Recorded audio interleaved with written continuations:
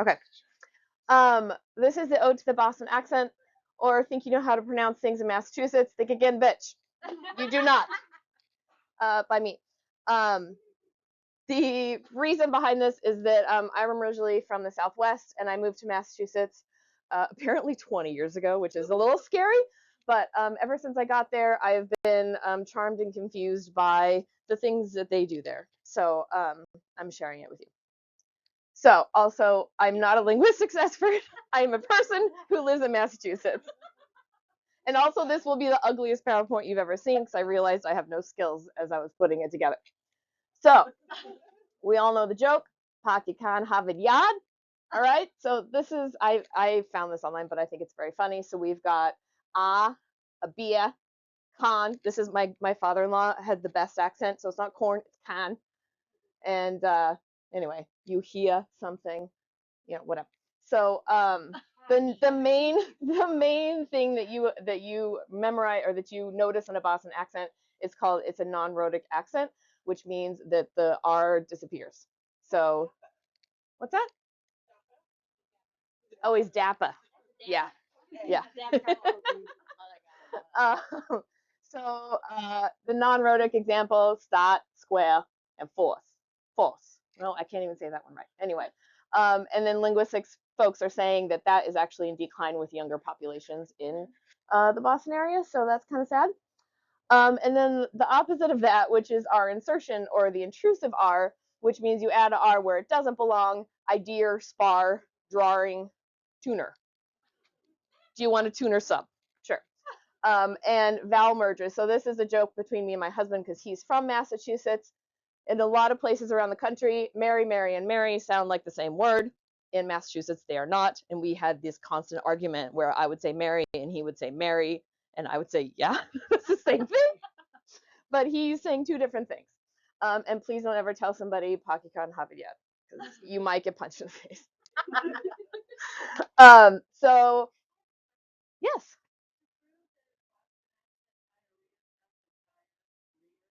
Yeah, it would be diarrhea. Yeah. Yeah, that is accurate.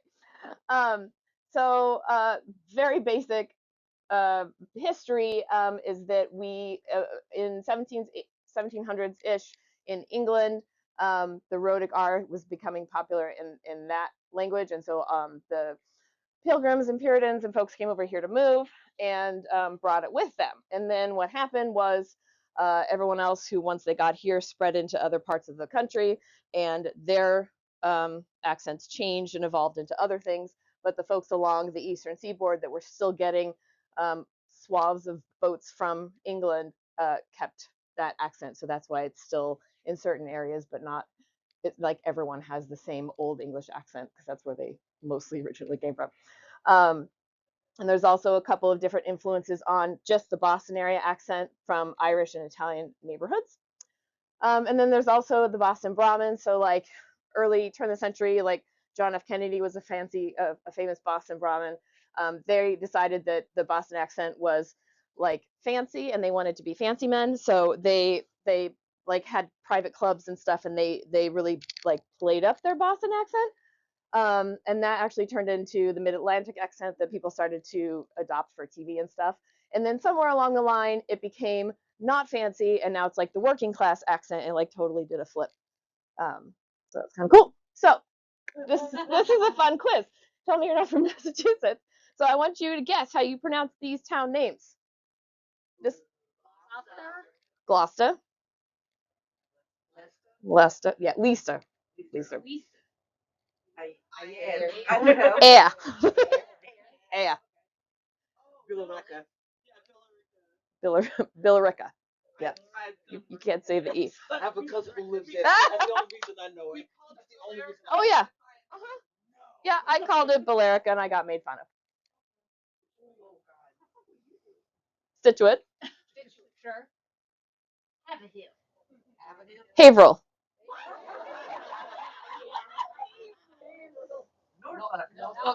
Norfolk. Yeah, Norfolk. This is right by my house. It's Peabody. Peabody. Peabody. Worcester. Yeah, that one's pretty common. All right, and also there's just funny things that they say that I think are funny. Jimmy's are chocolate sprinkles for your ice cream. You don't have a purse, you have a pocketbook. If you go downstairs, you're going down cellar. You put out the trash, you're taking out the barrels. You go to the store, you push your carriage to get your groceries. You're thirsty, you go drink from a bubbler. I worked at a baseball team, and this little kid comes up to me and he goes, "Do you have a bubbler?" And I was like, "What?" I actually had to get someone to translate for me because I did not know what he meant. I get made fun of this one a lot. This is a frap, not to be confused with a milkshake. Oh, sorry, directional is a blinker when you're driving.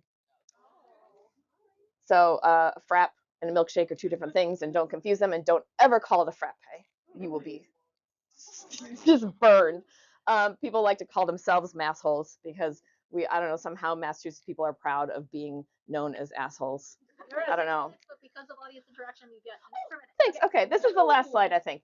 So packaged liquor is called a packy. We don't have traffic circles. We have rotaries. This is my favorite thing to eat. You can only find it in like the North Shore of Boston. It's a roast beef sandwich. You order it three-way, which means mayonnaise, cheese, and barbecue sauce. Not traditional barbecue sauce. It's like Arby's sauce is what it's trying to be, or what Arby's sauce is trying to be, that barbecue sauce. It's really fucking good if you ever go get a roast beef sandwich. It's not like a deli sandwich, which is what I thought it was when I first moved there. It's like a hot sandwich. Anyway, soda is tonic. Dungarees, my husband says this, those are jeans. What? You put elastics in your hair. You cook up some hamburg for dinner. And also, you might hang out with your family in the parlor. This is weird because a lot of these are set in West Virginia too, and I don't know why. And some of those I like south that as well. yeah, like my grandmother said dungarees. Yeah. Yeah, my mom would talk about pocket buggy. My grandmother said pocket. Yeah.